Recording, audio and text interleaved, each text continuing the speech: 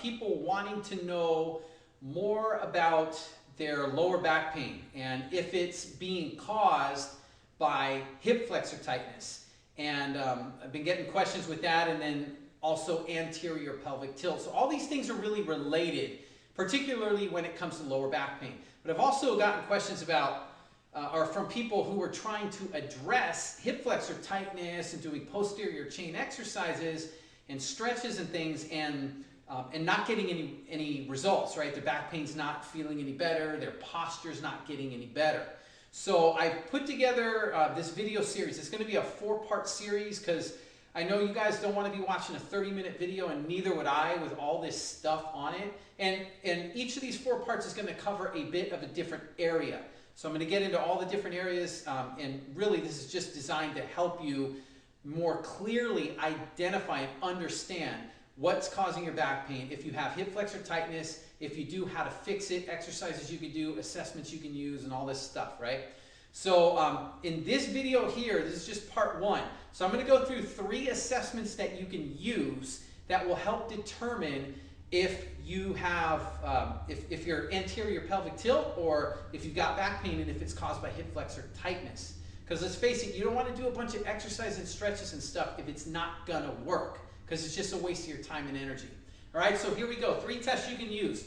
Obviously, I'm going to get the most obvious one out of the way. This is not rocket science, and this probably isn't going to surprise you at all, but bear with me.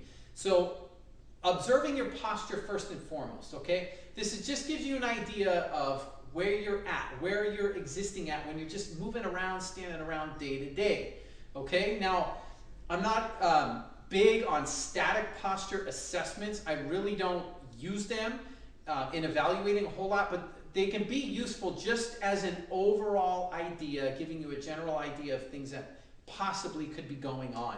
We're going to get more specific assessments after this stuff. So generally speaking, from a posture standpoint, if you looked at yourself and you had a mirror at your side, then, you know, before you look in the mirror, make sure it's a full-length mirror, you can see your whole body, but just stand normally.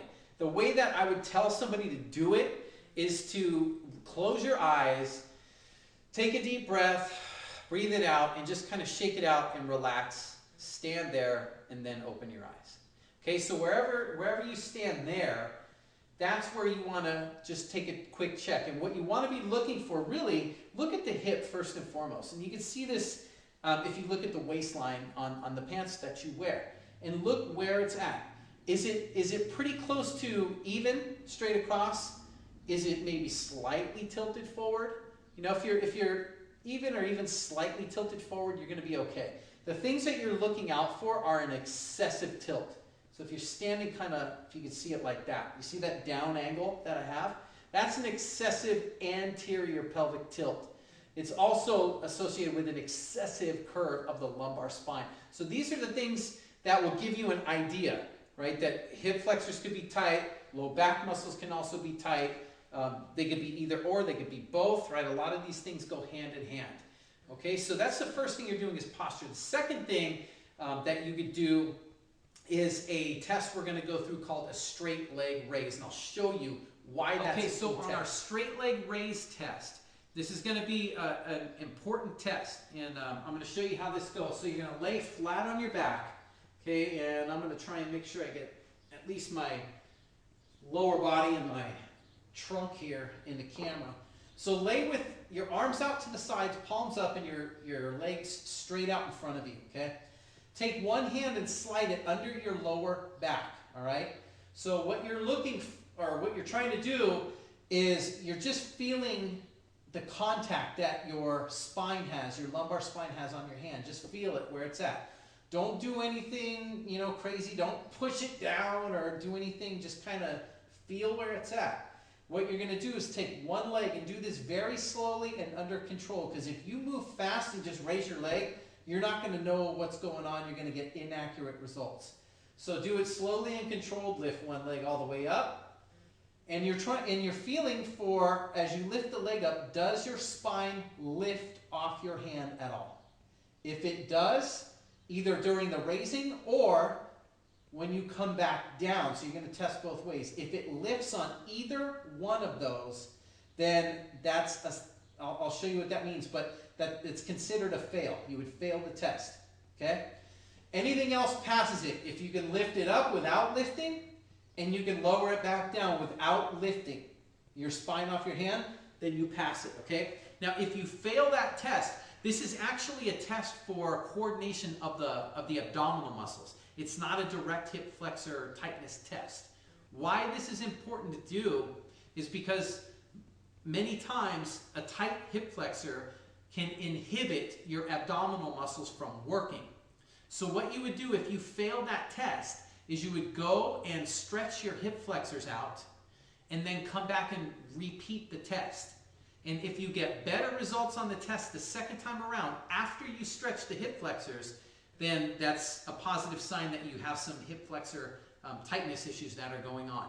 Make sure on this test you test both legs because you want to equally address Okay, now both with our sides. wall test, it's very straightforward. You're going to get a big flat wall, okay? Stand completely against the wall. You're going to have the points of contact that you want are your heels, your butt, your mid-back, your shoulders, and your head. So there's 5 points of contact against the wall, okay? So once you're back against that wall, you're going to take one hand, and you're going to slide it against that wall. Make sure your hand's flat on the wall, and slide it under or between your lower back and the wall, okay? So I'll show you from the side. You're going to slide your hand between your lower back and the wall. Here's how you're going to assess the test.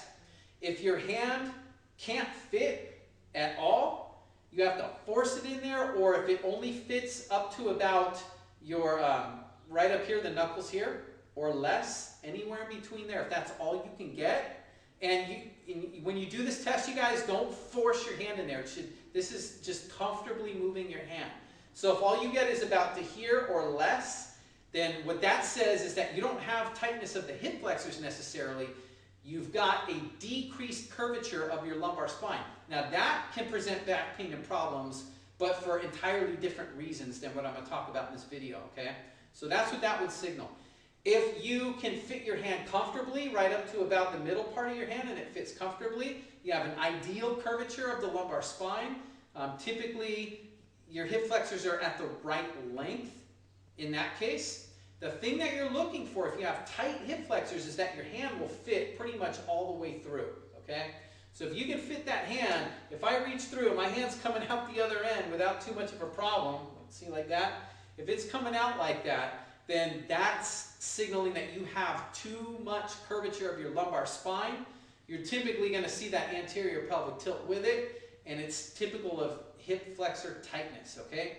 So those are the 3 assessments. Before you watch any of the other videos in this series, go through those assessments first, because you want to make sure that you're understanding whether or not this even affects you. And if it doesn't, then you save yourself a whole lot of time watching me battle on these other videos. But it's important because the 3 tests that you do here will give you pretty solid feedback and let you know if this is an issue for you. Rather than if you just did like one test, if you just observed your posture and nothing else, it's only one test, right? So it only gives you kind of feedback on one thing. So by doing all 3, you have a much better, much more clearer picture of what's happening with you, okay? So go ahead and go through those assessments and then come back for part 2.